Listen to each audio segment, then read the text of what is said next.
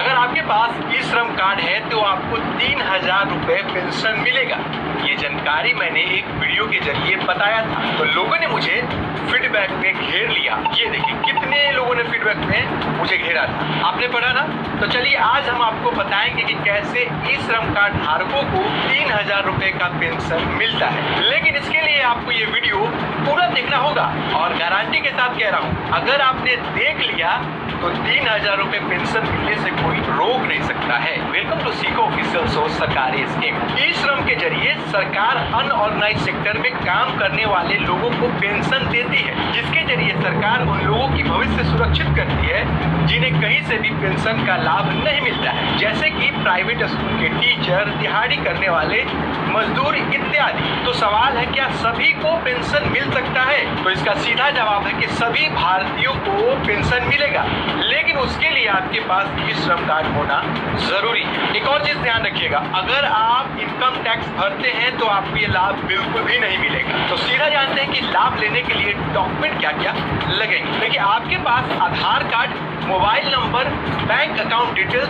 Passport size photo, income proof, address proof, ये सारे document होने चाहिए। अब सीधे जानते हैं कि लाभ कैसे मिलेगा। देखिए, सबसे पहले तो आपके पास ई श्रम कार्ड होना चाहिए। अगर नहीं है तो वीडियो के लास्ट में उसका समाधान बता देंगे। फिलहाल ये जानते हैं कि लाभ कैसे लेंगे। आपके पास दो मोड है, ऑफलाइन और ऑनलाइन। अगर आप ऑफलाइन आवेदन करना चाहते हैं तो किसी भी सीएससी सेंटर पर जाकर आवेदन कर सकते हैं। अब सीएससी सेंटर पर जाएंगे तो पैसा भी लगेगा, लेकिन हम हैं तो आपको 1 रुपया नहीं देने की जरूरत है। ऑनलाइन प्रोसेस बताएंगे। चलिए कैसे ऑनलाइन आवेदन करेंगे ये जानते हैं। अगर आपके पास स्मार्टफोन या लैपटॉप है तो खोल लीजिए।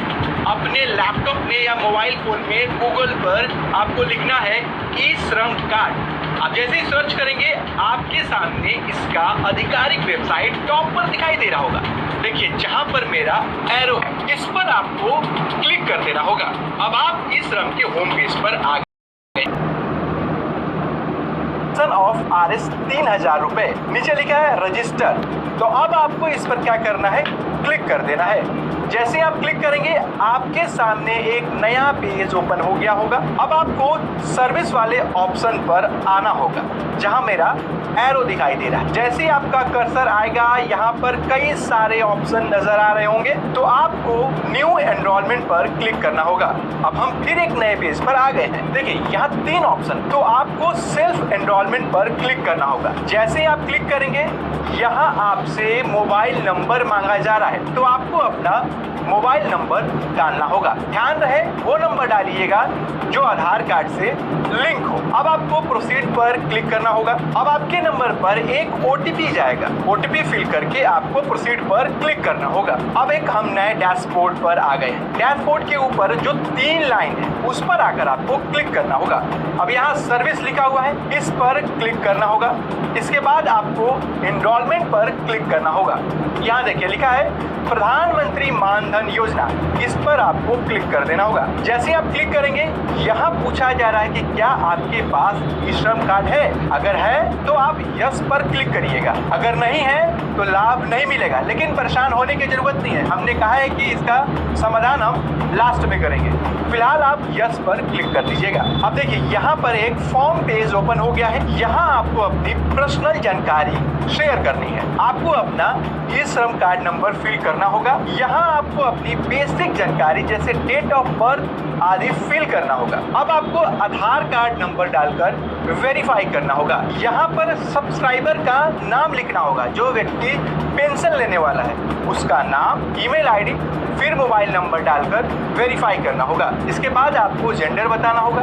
अब आपको एड्रेस भरना होगा। बेसिक डिटेल्स फिल करते हुए सीधे नीचे आ जाना होगा। अब आपको कंसेंट वाले ऑप्शन पर आकर टिक मार्क करना होगा। नीचे सीधे आकर आप सबमिट पर क्लिक कर दीजिएगा। अब नेक्स्ट स्टेप में आपको बैंक डिटेल्स की जानकारी भरनी है, जिसमें आपको पेंशन मिलेगा, वही बैंक डिटेल्स आप फिल करिएगा। इसके बाद आप अपने नॉमिनी का डिटेल्स भरिएगा। अब हम तीसरे स्टेप में आते हैं। तीसरे स्टेप में आपने जो फॉर्म फिल किया है उसे डाउनलोड कर लेना होगा।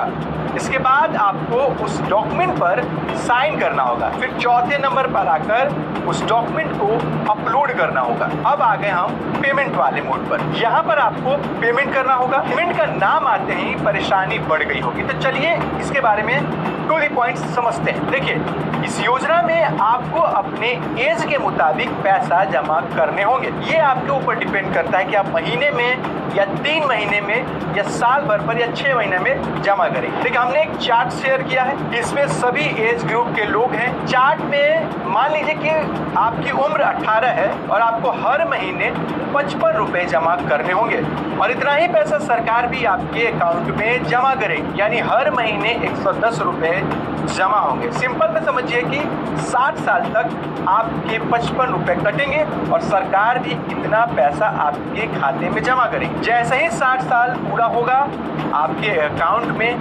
3000 रुपए पेंशन के रूप में मिलने शुरू हो जाएंगे। यहाँ पर बाकी उम्र वाले भी देख सकते हैं कि उन्हें कितना पैसा जमा करना होगा। तो चलिए अब सीधे प्रोसेस पर आते हैं। पेमेंट करने के बाद आपको नेक्स्ट पर आ जाना होगा। आपको यहाँ से पेंशन कार्ड डाउनलोड कर लेना होगा। ये पूरा कंप्लीट प्रोसेस है और ई श्रम कार्ड के जरिए ऐसे 3000 रुपए पेंशन मिलेंगे। जैसा कि मैंने ऊपर कहा था कि जिसके पास ई श्रम कार्ड नहीं है तो उनका क्या होगा। देखिए, वो भी लाभ लेंगे, बिल्कुल लाभ लेंगे। तो इसके लिए आपको सीखो ऐप के सर्च ऑप्शन में जाना होगा, लिखना होगा ई श्रम कार्ड कैसे बनाए। तो आपके सामने ये वीडियो आ जाएगा, आप देख लीजिएगा ई श्रम कार्ड कैसे बनता है। जैसे ही कार्ड बन जाएगा, आप पेंशन के लिए अप्लाई कर दीजिएगा, आपको भी पेंशन मिलना शुरू हो जाएगा। अब ये बताइए कि आपको इस वीडियो में कहाँ पर समझ में नहीं आया, कहाँ पर कंफ्यूजन लगा, तो आप फीडबैक में लिखिए, हम अगले वीडियो में उसका समाधान करेंगे।